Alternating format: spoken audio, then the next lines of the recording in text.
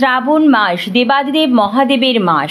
শ্রাবণ মাসের চতুর্থ ও শেষ সোমবারে এই বিশেষ ফল ও ভোগ অর্পণ করলে বাবার আশীর্বাদে সকল মনস্কামনা পূর্ণ হবে। রাধে রাধে বন্ধুরা, আপনাদের সকলকে নতুন আর একটি ভিডিওতে আরও একবার অনেক স্বাগত। আশা করি ঈশ্বরের কৃপায় আপনারা খুব ভালো আছেন এবং সুস্থ আছেন। চলছে শ্রাবণ মাস। আমরা সকলেই জানি যে শ্রাবণ মাস দেবাদিদেব মহাদেবের ওপর সমর্পিত। বছরের মাসগুলোর মধ্যে শ্রাবণ মাস এবং সপ্তাহের দিনগুলোর মধ্যে সোমবার দিন দেবাদিদেব মহাদেবের নামে সমর্পিত।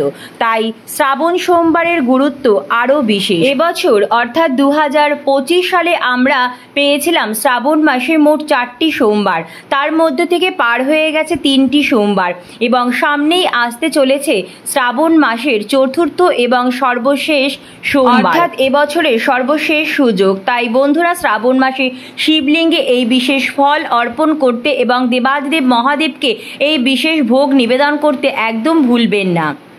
আমরা সকলেই জানি যে শ্রাবণ মাসে সোমবারে ভক্তি এবং নিষ্ঠা সহকারে বাবা মহাদেবের নামে উপবাস রেখে পুজো আরাধনা করলে ভক্তের সকল মনস্কামনা পূর্ণ করেন স্বয়ং দেবাদিদেব মহাদেব। তাই শ্রাবণ মাসের চতুর্থ সোমবারে অবশ্যই বাবাকে নিবেদন করুন এই বিশেষ ফল এবং বিশেষ ভোগ।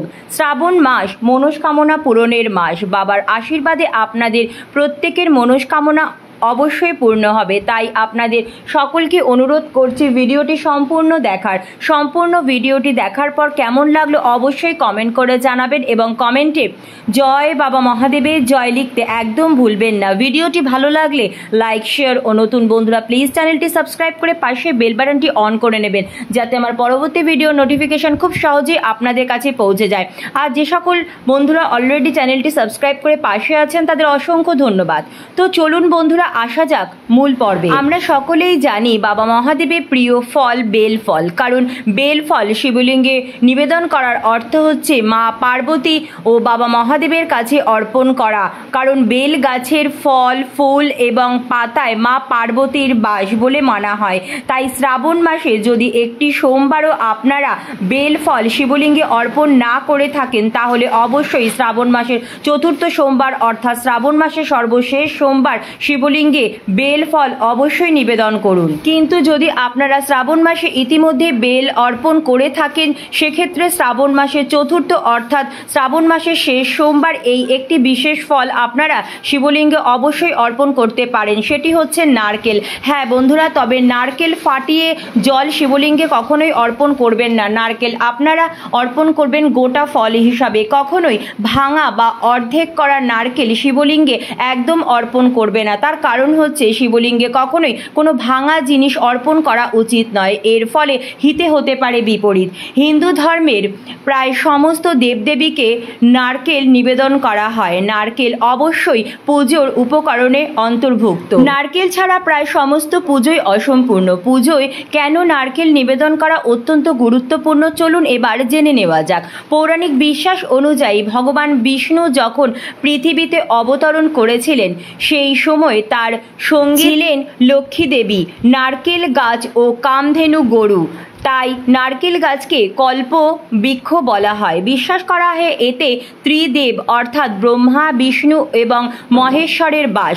নারকেলের ওপর তৈরি গর্ত দুটিকে ভগবান শিবের চোখের সাথে তুলনা করা হয়। তাই প্রায় সমস্ত হিন্দু আচার অনুষ্ঠানে ব্যবহার করা হয় এই নারকেল।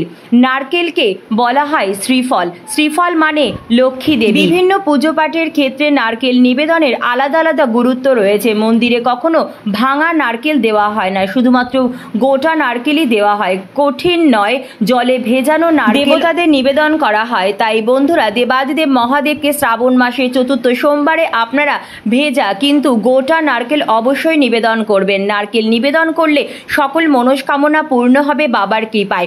বাবাকে আপনারা নারকেলের নাড়ুও ভোগ লাগাতে পারেন। নারকেল নাড়ুর ভোগও বাবার অত্যন্ত প্রিয়। তাছাড়া বাবার আরও প্রিয় ভোগের মধ্যে আসে সাদা রঙের যে কোনো মিষ্টি জাতীয় জিনিস, সাদা রঙের প্যাড়া, সাদা রঙের সন্দেশ, সাদা বাতাসা বাবার অত্যন্ত প্রিয়। তাছাড়া দুধ, দই সমস্ত কিছুই সাদা রঙের। বাবার সাদা রং অত্যন্ত পছন্দের, তাই বাবা মহাদেবকে ভোগে সাদা রঙের মিষ্টি নিবেদন করার অবশ্যই চেষ্টা করবেন। নারকেল নাড়ুর ভোগ হিসাবে আপনারা নিবেদন করতে পারেন, সেটিও সাদা রঙেরই চেষ্টা করবেন। অনেকে বলেন বাবা মহাদেবের প্রিয় ভোগ হচ্ছে ক্ষীর, কিন্তু যদি বন্ধুরা আপনারা শ্রাবণ মাসের চতুর্থ ও শেষ সোমবারে ক্ষীর অর্পণ করতে চান, সেক্ষেত্রে সেটাকে প্রসাদ হিসাবে গ্রহণ করতে পারবেন না, কারণ ব্রত উপবাসে কখনোই অন্ন গ্রহণ করা চলে না। তাই আপনারা শ্রাবণ মাসের সোমবারে বাবার অত্যন্ত প্রিয় ভোগ পঞ্চামৃত আপনারা নিজেরা বানিয়ে শিবলিঙ্গে অর্পণ করুন এবং ভোগ হিসাবে তা গ্রহণ করুন। অনেকেই হয়তো জানেন না পঞ্চামৃত কিভাবে বানাতে হয় এবং কি কি উপকরণ সামগ্রী পঞ্চামৃত তৈরি করতে লাগে। পঞ্চামৃত তৈরি করতে লাগবে 5টি প্রধান উপকরণ সামগ্রী, যেমন দুধ, দই, ঘি, মধু এবং শর্করা। শর্করা অর্থাৎ চিনি বা মধু, এই 5টি উপকরণই একসাথে মেশালেই তৈরি হয়ে যায় পঞ্চামৃত, যেটা দেবাদেব মহাদেবের অত্যন্ত প্রিয়। এই জিনিসটি দিয়ে অর্থাৎ পঞ্চামৃত দিয়ে শিবলিঙ্গ অভিষেক করলে জীবনের সমস্ত বাধা বিপত্তি দূর হয়ে যায়। যে পরিমাণ দুধ নেবেন তার অর্ধেক পরিমাণ দই নেবেন, যে পরিমাণ দই নেবেন তার অর্ধেক পরিমাণ চিনি নেবেন, আর যে পরিমাণ চিনি নেবেন তার অর্ধেক পরিমাণ নেবেন ঘি, এবং যে পরিমাণ ঘি তার ঠিক অর্ধেক পরিমাণ নেবেন মধু। এইভাবে সমস্ত কিছু একসাথে মিশিয়ে তৈরি করতে হয় পঞ্চামৃত। এই মিশ্রণটি ভালো করে বানিয়ে দিয়ে আপনারা দিতে পারেন সিদ্ধি পাতা, যেটা মহাদেবের অত্যন্ত প্রিয় একটি পাতা। শিবলিঙ্গে সিদ্ধি পাতা অর্পণ করলেও বাবা মহাদেব অত্যন্ত প্রীত হবেন। এবং যদি আপনার বাড়িতে কেউ দীর্ঘদিন ধরে অসুস্থ থাকেন বা চিকিৎসার পেছনে প্রচুর পরিমাণে অর্থ অপচয় হচ্ছে, সেক্ষেত্রে আপনারা পঞ্চামৃতর মধ্যে সামান্য পরিমাণ কালো তিল মিশিয়েও দিতে পারেন, অত্যন্ত ভালো সুফল পাবেন। শ্রাবণ মাসে চতুর্থ এবং সর্বশেষ সোমবার শিবলিঙ্গে এই মিশ্রণটি পঞ্চামৃতের এই মিশ্রণটি অবশ্যই বাবাকে নিবেদন করুন। যদি সম্ভব হয় নিকটবর্তী শিব মন্দিরে গিয়ে এই পঞ্চামৃত নিবেদন করুন বাবাকে, দেখবেন আপনার সকল বাধা বিপত্তি জীবন থেকে দূর হয়ে যাবে, মনস্কামনা পূর্ণ হবে, জীবনে আসবে সুখ, শান্তি, সমৃদ্ধি। এবং শ্রাবণ সোমবারে আমরা সাধারণত উপবাস রেখেই মন্দিরে যাই এবং শিবলিঙ্গে জল নিবেদন করার পরে কিছু মুখে দেবেন অর্থাৎ গ্রহণ করবেন।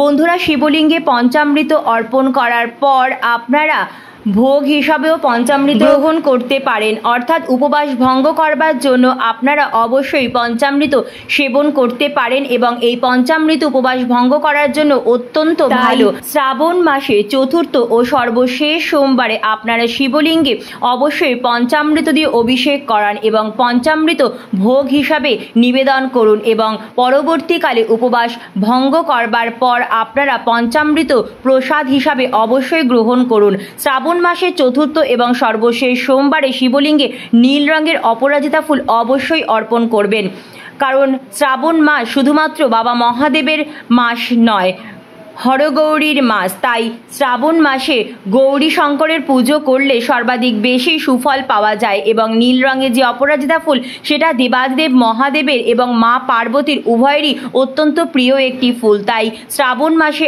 আপনারা এই অপরাজিতা ফুল হরগৌরীকে অবশ্যই নিবেদন করুন এবং এই ফুল শিবলিঙ্গে নিবেদন করুন। যদি সম্ভব হয় নীলকণ্ঠ ফুলের মালা নিজ হাতে তৈরি করে শিবলিঙ্গে পরান, জীবনের যাবতীয় বাধা বিপত্তি সমস্যার অবসান হয়ে যাবে বাবার কৃপায়। শ্রাবণ মাসে চতুর্থ সোমবারের আগের দিন অবশ্যই আপনারা নিরামিষ আহার গ্রহণ করবেন অথবা সংযম পালন করবেন এবং ব্রত উপবাসের দিন অর্থাৎ সোমবার আপনারা খুব সকাল সকাল পারলে ব্রাহ্ম মুহূর্তে শয্যা ত্যাগ করবেন। ঘুম থেকে উঠে বাসি বিছানায় হাত জোর করে ওম নমঃ শিবায় বলে মনে মনে বাবা মহাদেবকে স্মরণ করে প্রণাম জানিয়ে দিনটি শুরু করবেন।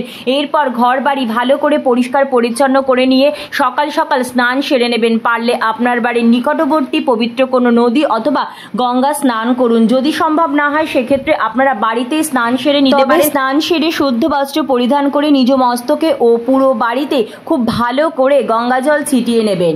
বাবা মহাদেবের অত্যন্ত প্রিয় রঙগুলোর মধ্যে সাদা, হলুদ, সবুজ, গেরুয়া আপনারা এই রঙের বস্ত্র অবশ্যই পরিধান করে বাবা মহাদেবের পুজো আরাধনা করার চেষ্টা করবেন। এই দিন অবশ্যই নিরামিষ আহার গ্রহণ করবেন। বাড়িতে কোনো রকম আমিষ জাতীয় জিনিস একদম আনবেন না। বাড়ির বাইরে গিয়েও বাড়ির কোনো সদস্য যাতে আমিষ জাতীয় আহার গ্রহণ না করে সেদিকে অবশ্যই খেয়াল রাখবেন। বাড়িতে আসা অসহায় দুস্থ গরিব মানুষকে অথবা অবলা জীবজন্তুদের অবশ্যই নিজ সাধ্য সামর্থ্য মতো কিছু খাওয়াবেন বা তাদের কিছু সাহায্য করবেন। এই দিন অবশ্যই বাড়ির পরিবেশ ঠিক রাখবেন। বাড়িতে এবং বাড়ির বাইরে কারোর সাথে কোনো রকম খারাপ ব্যবহার করবেন না, কারো মনে আঘাত দিয়ে কোনো রকম কথা বলবেন না। এই দিন খুব ভালোভাবে সৎভাবে কাটানোর চেষ্টা করবেন এবং দিনে যতবার সম্ভব পারবেন ওম নমঃ শিবায় মন্ত্র জপ করবেন। শিবলিঙ্গে জল নিবেদন করার সময় অবশ্যই মহামৃত্যুঞ্জয় মন্ত্র জপ করবেন। পুজোর পর অবশ্যই ব্রতকথা পাঠ করে পুজো সম্পন্ন করবেন। তো বন্ধুরা, আজকের মতো এইটুকুই। অনেক অনেক ধন্যবাদ ভিডিওটি দেখার জন্য। জয় শিব শম্ভু। রাধে রাধে।